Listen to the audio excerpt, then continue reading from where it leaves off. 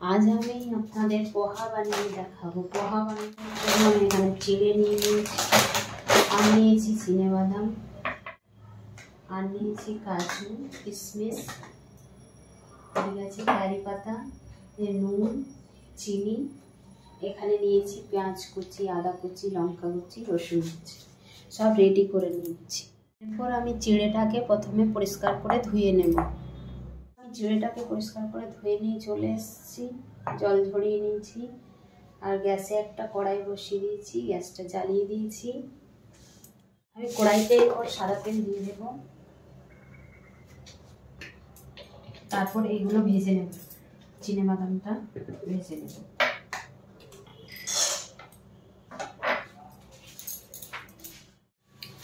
এরপর কাজু, কিশমিশ সব ভেজে নেব, একসাথে ভেজে তুলে নেব। আমার ভাজা হয়ে গেছে, আমি তুলে নিচ্ছি।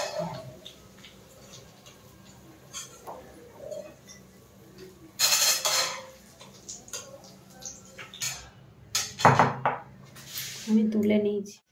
ওই তেলের মধ্যে এবার দিয়ে দেবো একটু সর্ষে ফোড়ন,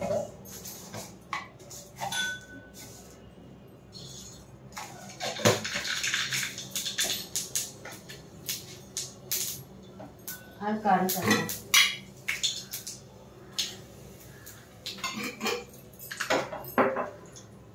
তারপর একে একে সব ভেজে নেব। প্রথমে দেবো রসুন কুচি, তারপর দেবো আদা কুচি,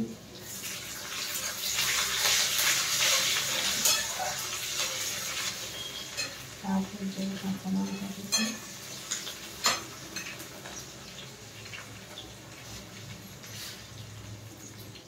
এরপর দেবো পেঁয়াজ কুচি। পেঁয়াজটা ভাজা ভাজা হয়ে গেলে এর মধ্যে চিড়েটা ঢেলে নেব। এরপর চিড়েটা ঢেলে নেব।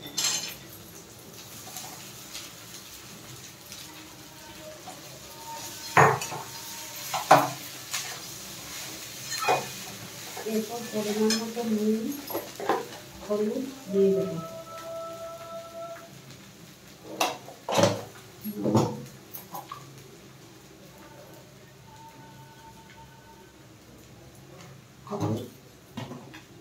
চিনি দিয়ে দেবো।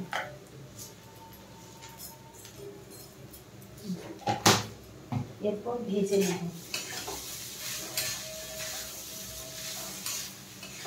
আমার পোহা রেডি হয়ে গেছে, আমি এবার ঢেলে নেব, গ্যাসটা অফ করে। আমি ঢেলে নিয়েছি, আমার পোহা রেডি। আমার ভিডিওগুলো যদি আপনাদের ভালো লেগে থাকে তাহলে please like, share, comment, subscribe করবেন।